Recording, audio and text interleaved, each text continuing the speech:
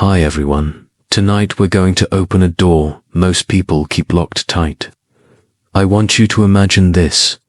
You're sitting in your favorite chair maybe, near a window, soft breeze coming through, a cup of tea in hand, but something feels heavy, not in your bones, in your mind, in your chest.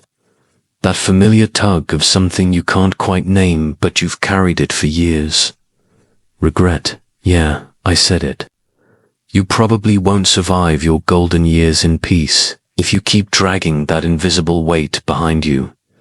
So before you get comfortable, take a moment to like the video and subscribe, but only if you really like what I do here. And hey, while you're at it, drop your location and local time in the comments. I love seeing where you all are tuning in from. Now. Turn off the lights, maybe turn on the fan for some soothing noise. And let's get started tonight. It started with a shoebox. I was cleaning out a closet one rainy morning when I found it. A box full of old letters, photos, and scribbled notes. Love never sent. Apologies never received. A map of regrets, really. I held each one like it might bleed, remembering who I used to be, who I could have been. Had I said this, done that, walked away sooner, or stayed longer. The past has claws if you keep feeding it. Old age wisdom says, what you don't set down, you will carry forever. And I had been carrying far too much for far too long. There's an academic debate on the psychology of regret. Some say it helps us learn, others argue it paralyzes us. Personally, I think it depends on what you do with it. Reflection is useful. But rumination, that's just sorrow in circles. Here's a quirky truth. Sea otters hold hands while they sleep, so they don't drift apart. That's kind of how I treated my regrets, like I was afraid to let them go, worried I'd lose part of myself if I did. But the truth is, they were the ones keeping me from drifting forward. After that day with the shoebox, I made a promise. For every regret I found, I'd write one lesson and then burn the paper. Literally, flame, smoke, release. And something strange happened. My chest felt lighter, my legs stronger. I started sleeping better. It was like my muscles weren't carrying the emotional knots anymore. I stopped replaying old conversations in the shower. I stopped regretting not being a better parent, or a more daring lover, or a more successful whatever. Because, let's be honest, most of us did the best we could with what we knew at the time. Regret doesn't honor that. Compassion does. Now, I'll admit, I still feel twinges. Regret doesn't vanish, it whispers. But I learned to whisper back, thanks for the reminder. I'm moving on now. And here's the wildest part. When I stopped carrying all that old emotional weight, I actually felt more physically mobile. My joints didn't ache quite as much. My knees didn't swell as often. Coincidence? Maybe. Or maybe our bodies respond. When our minds finally start to forgive, there's this moment, sometimes right before I fall asleep, where I feel truly still, not just in body, but in soul. That's the feeling I wish for everyone listening tonight. The quiet that comes from letting go. So, here's what I want to ask you. What regret have you held onto for decades that deserves to be set down tonight? Say it out loud. Or write it. Name it then, if you're brave. Let it go. Because happiness after 70 doesn't begin with something new. It begins with what you choose to no longer carry. It took me a long time to understand that not everyone deserves a front row seat in your life. Especially after 70. There's this strange pressure to maintain relationships just because they're old. Like keeping a plant that's long since died just because it once bloomed. But one day, I woke up and realized Some people weren't adding light to my life. They were shadows. Heavy ones. Toxic people don't always come with warning signs. Sometimes they wear the face of an old friend, or even family. You know the type. Every conversation ends with you feeling smaller, more drained. They always know what you should be doing, and somehow your joy makes them uncomfortable. Old age wisdom. If someone robs your peace, they're already too expensive. I wish I'd learned that one sooner. There's a pretty heated academic debate about social ties and longevity. Some researchers argue that strong relationships are the biggest predictor of long life. And that's true, but they never said all. Relationships, a toxic connection is like mold in your home, quiet, slow, and devastating if left unchecked. One quirky fact that still blows my mind: octopuses taste with their arms. Imagine how confusing it would be to constantly taste your surroundings. That's how it felt being around certain people. I couldn't separate their energy from my own. Their bitterness stuck to me long after the conversation ended. I remember this woman, let's call her Claire. We met at a community yoga class for seniors. She was charming at first, always had a story, always had advice, but little by little, I started dreading her texts. If I was happy, she found a way to minimize it. If I shared a plan, she questioned it. If I didn't reply fast enough, she made sure I felt guilty. One day, I turned my phone off before class. That one act felt like putting down a sandbag. I came out of class feeling clearer, lighter, and decided to slowly back away from that relationship. Was it easy? Nope. I wrestled with guilt, with doubt, with the voice that said, "You're too old to be ending friendships." But guess what? I'm not too old, and neither are you. You're never too old to protect your peace. I made a list one evening, columns. People who drain me and people who fill me. I didn't show it to anyone. I didn't make some dramatic announcement. I just quietly began investing more in the right column. More time with people who laughed without judgment, who asked questions and listened, who cheered my small wins, even if it was just making a new lentil soup or walking half a mile. Removing toxic people wasn't just emotional housekeeping, it was spiritual first aid. My body responded in weird ways. Started sleeping deeper. My face looked less tense in the mirror. I even started standing up straighter. Letting go made room. And into that room came a surprising guest. Calm. These days, I check in with myself after every interaction. Did that person lift me up or pull me down? If it's the latter, well, the exit is always open. I'll leave you with this. After 70, your energy is precious currency. Don't spend it where it won't grow. And don't apologize for choosing peace over proximity. Coming up next, I'll tell you about a sneaky little joy thief I carried for years, the fear of aging itself. Turns out, it's not your age that holds you back. It's what you believe about it. If there's one fear I wasted too many mornings on, it's this one, the fear of getting old. Not just the number, no, that was easy to joke about. It was the deeper fear, that I'd become invisible, that my body would betray me, that my life would slowly shrink until the only adventure left was trying to remember if I'd taken my morning pills. It's wild, really. You spend decades wishing you had more time, and then, once you start running out of it, you spend even more time worrying about the time you've lost. That's the trap. Old age wisdom says, you're not too old, you're just too afraid. And wow, did that one sting the first time I heard it. I used to avoid mirrors. Not because I hated the wrinkles, okay, maybe a little, but because I didn't want to see what time was doing to me, like somehow ignoring it would keep it at bay. But here's what changed everything. I started talking to my reflection. Not out loud, I'm not that eccentric. But I started really looking, noticing the stories in the lines.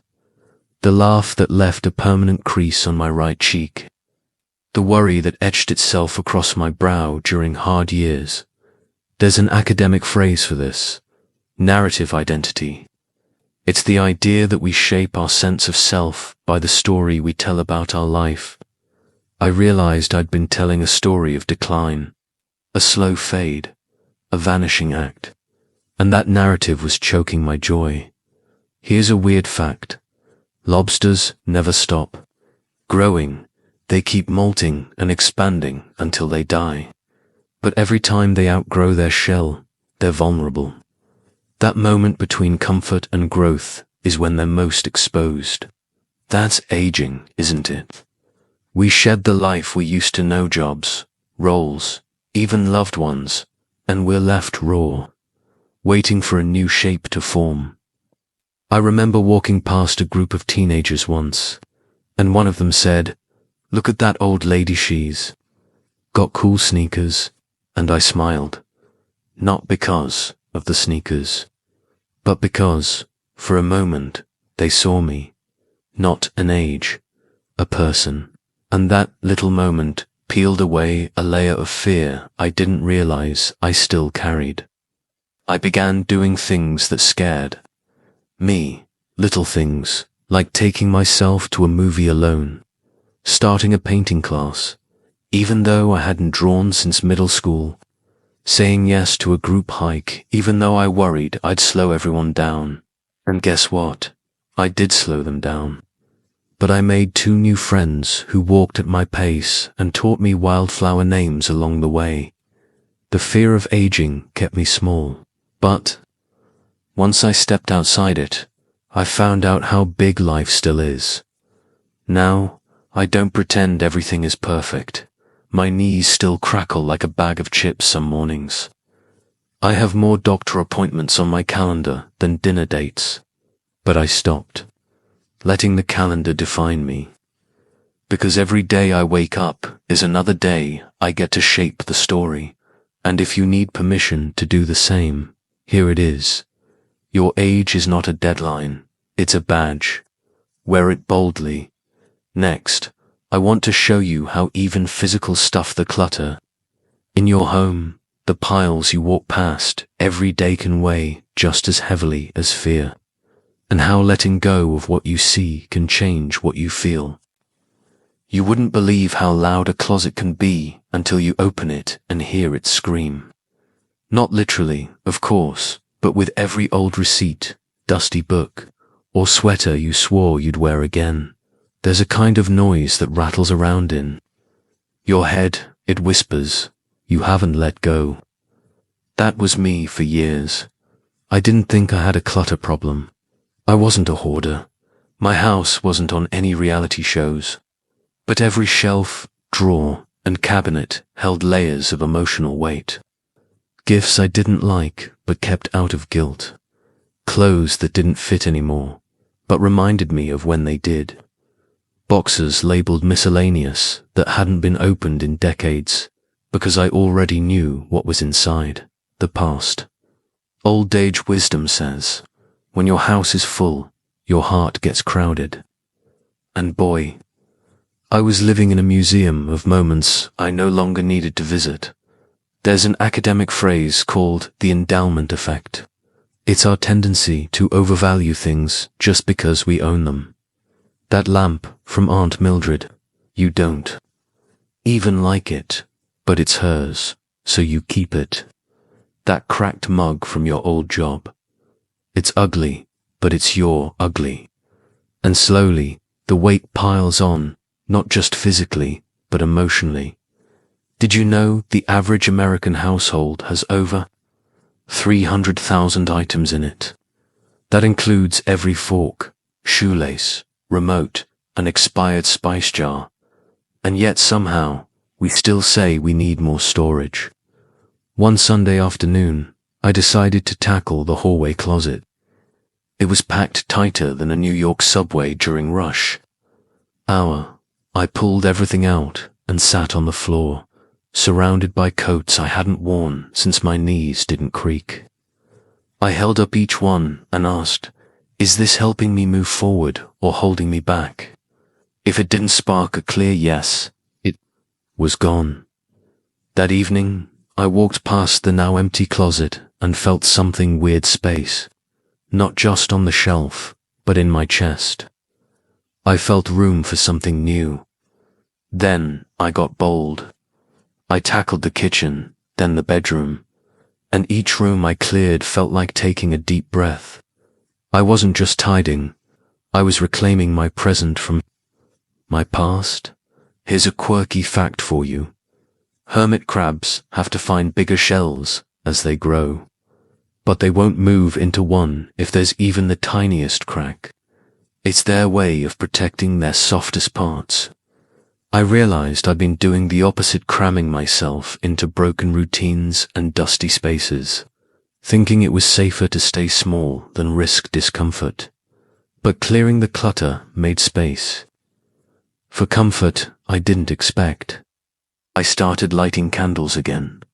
I played music. I danced while folding laundry because, well, now I could actually find the laundry basket. I also started letting go of expectations I'd stored up like old linens. I didn't have to be the perfect hostess, the memory keeper, or the fixer of broken family traditions.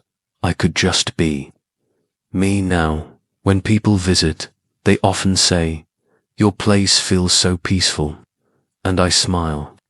Not because it's tidy, but because it finally reflects how I feel inside, calm, clear, and free. So if you're sitting in a room full of things you don't need, maybe it's time to ask yourself what you're really holding on to, because sometimes the heaviest things in your life aren't even alive, they're just taking up space. In the next part, I'll tell you how I stopped living for everyone else, and how letting go of the need to please was the single most rebellious act of self-care I've ever done. I was 73 when I realized I had spent most of my life trying to keep people comfortable, just not myself. It hit me one morning while I was putting out coasters before anyone had even arrived. Coasters for guests that might not even show up. That's when it dawned on me. I wasn't setting the table. I was setting myself aside, growing up. I was taught that being good meant being agreeable. Don't argue, don't disappoint. Smile, even if your stomach's doing somersaults. That idea stayed with me like an old sweater, familiar, itchy, and hard to throw away.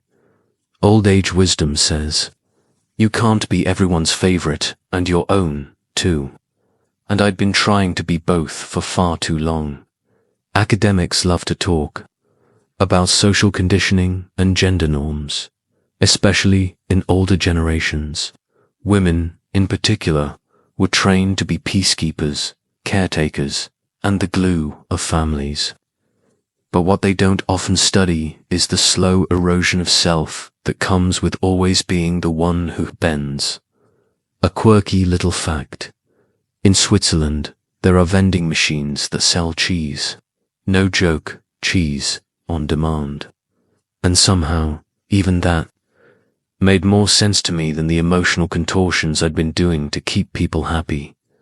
I once spent an entire year pretending to enjoy bridge, because my neighbor loved it and needed a fourth.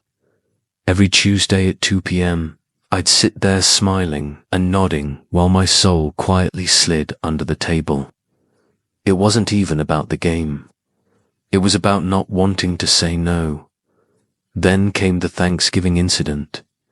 My daughter had decided, last minute, to host the holiday at her place. But instead of being relieved, I baked 3 pies, packed extra napkins, and offered to bring folding chairs. Why?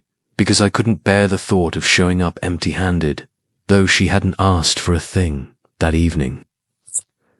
I was elbow deep in crust dough and sweating over the oven. I caught my reflection in the microwave door. Tired eyes, flour in my hair. No joy. And I asked myself, who are you doing this for? The answer wasn't family. It was fear of being judged, of being irrelevant, of not being needed. The next day, I brought one pie. Just one, and it felt like walking into a battlefield. Without armor, but no one said a word. In fact, my daughter hugged me and said, "I'm glad you didn't overdo it this year." Turns out, people aren't looking for perfection. They're looking for presence. So I started practicing the art of saying no. No to dinners I didn't want to attend. No to being the emotional dumping ground. No to birthday cards for people who never remembered mine. Each no was a tiny revolution, and with each one, I felt more like myself. And here's the plot twist. Once I stopped bending over backwards, the right people came closer. The ones who loved me, not the things I did for them. These days, I check in with myself before saying yes. Do I really want to do this, or am I afraid not to? If the answer feels heavy, I pass. Because peace isn't earned through performance, it's chosen. And if you're still saying yes out of habit, out of fear, or out of that little voice that says they'll be disappointed, I want to remind you, disappointment won't kill anyone, but neglecting yourself just might. Next, I'll tell you about the moment I realized some of the routines I clung to were more prison than comfort, and how breaking them open gave me the freedom I didn't know I was missing. It's strange how something can feel like home just because it's familiar, even when it's slowly smothering you. For me, it was the routine, the same breakfast, the same chair, the same show reruns, playing like background noise to my life. I had routines down to a science, and they felt safe. Until they didn't. Single quotes. One Tuesday morning, I was halfway through making my usual 2 slices of toast with peanut butter and banana, arranged just so when I froze. I wasn't hungry. I didn't even like bananas that much. But I made it anyway, because that's what I did. That's what I always did. And it hit me like a gust of cold air. I was living inside a loop. Comfortable, yes, but hollow. Old age wisdom goes, familiarity feels like comfort until you realize it's just fear dressed in pajamas. And I had been wearing those pajamas for a long time. There's a term in psychology, behavioral inertia. It means we tend to keep doing what we've always done, not because it's best, but because it's easier than change. Routines can be healthy, but when they stop serving us, they quietly become cages. And I'd built a beautifully padded one, complete with cinnamon tea and crossword puzzles. Let me toss in a quirky fact here. Parrots can live over 60 years, but only stay mentally sharp if they learn new songs. Just imagine some bird out there is doing vocal gymnastics just to keep its brain fresh. And I hadn't switched up my lunch menu since the Bush administration. I remember one day I was invited to a local painting class. My gut reaction, oh no, I can't paint. That's not my thing. But then I thought, says who? I hadn't picked up a paintbrush in over 40 years. Maybe I wasn't Picasso, but I also wasn't required to be. So I went. I sat in that sunlit room full of strangers, dipped my brush into this ridiculous shade of coral, and painted a tree that looked more like a potato. And I laughed. A lot. So did the lady next to me. It wasn't about the art, it was about remembering that I could try something different and not die. That one class cracked something open in me. I started tweaking other things, changed my walking route, took up simple yoga, rearranged my furniture. I even swapped out my oatmeal for chia pudding one morning, and while it felt like chewing frog eggs, the sense of novelty was weirdly energizing. But the most surprising change, I stopped watching the news first thing in the morning. For over a decade, that had been my ritual. Coffee and catastrophe. But I realized it was priming me for stress before the day even began. So instead, I started playing soft jazz while I stretched. That one adjustment gave me back an entire hour of peace. We're told that the older we get, the less we should change. I call nonsense on that. Some of the best people I know are in their 70s and just now learning how to cook Thai food, play ukulele, or start online dating. God help them. Here's the thing, routines are only sacred if they serve your soul. If they're just there because they've always been there, it might be time to shake them up. Change doesn't have to be dramatic. You don't have to dye your hair purple, though if you want to, I fully support it. Sometimes change is as small as saying, what if I did this one thing differently today? And then actually doing it. Because when we allow small shifts, we create space for big growth.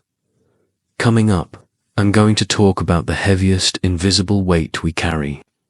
Guilt, shame, and all the should-have-asked that echo in our minds when the world finally gets quiet. It always shows up late at night, doesn't it? That whisper of you should have done more. You should have called her back. You should have been better. Shame doesn't need a microphone, it just needs silence. And after 70, there's plenty of that. I used to think guilt was useful, that it was some kind of moral compass keeping me honest. But over time, I realized it was more like an old roommate who never moved out constantly, reminding me of every wrong note I've ever played in the symphony of my life. Old age wisdom says, regret is memory's way of handcuffing your future. And if I'm being honest, I was shackled to more than a few ghosts. There's actually an academic theory called self-discrepancy theory. It says we feel guilt or shame when there's a gap between who we are and who we think we should be. For me, that gap looked like this. I should have been more patient with my kids. I should have called my sister before she passed. I should have danced more at my own wedding. And oh, the weight of those shoulds. Here's a quirky fact too. Break the heaviness. Elephants mourn their dead, and will even revisit the bones of loved ones. They've got these giant aching memories, and so do we. But unlike elephants, we don't have to stand still in our sadness. One night, I sat on my porch watching the moon hang low and orange over the trees, and I said it out loud. I forgive you, and I meant it. I wasn't forgiving someone else. I was talking to myself, the version of me who tried her best with what she knew, the version who was afraid, the version who messed up and then learned from it sometimes years later.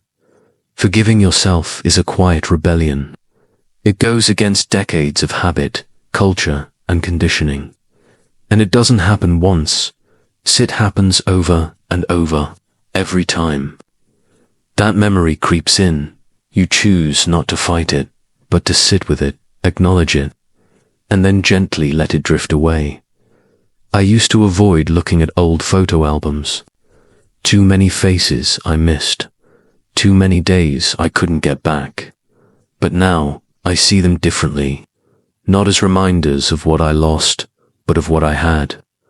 I let myself smile at those memories, even if they come with tears, and I no longer ask myself, was I a good mom, good wife, a good daughter? Instead, I ask, did I love deeply? Did I learn? Am I still growing? The answer is yes. The biggest lie we're sold is that after a certain age, the past is all we have. But I promise, your future is still being written.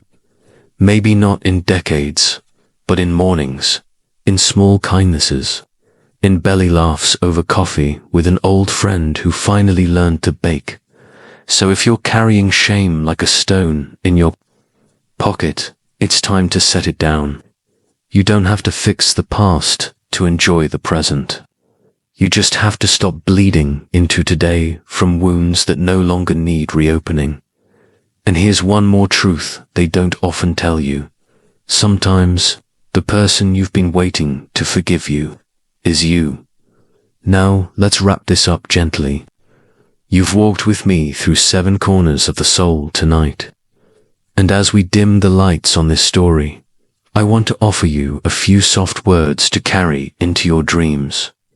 So now, just let it all go. The clocks, the rules, the right ways to age. Let your breath slow, your shoulders drop, and your heart rest. You are not behind. You are not broken. You are a story still unfolding, and the next chapter is yours to shape softly, boldly. However you choose, maybe you dance again, maybe you forgive, maybe you finally try mango on your oatmeal. Whatever it is, do it for joy, not duty, not legacy, just joy. Thanks for spending your evening with me now. Close your eyes, listen to the quiet, and drift off gently. Good night.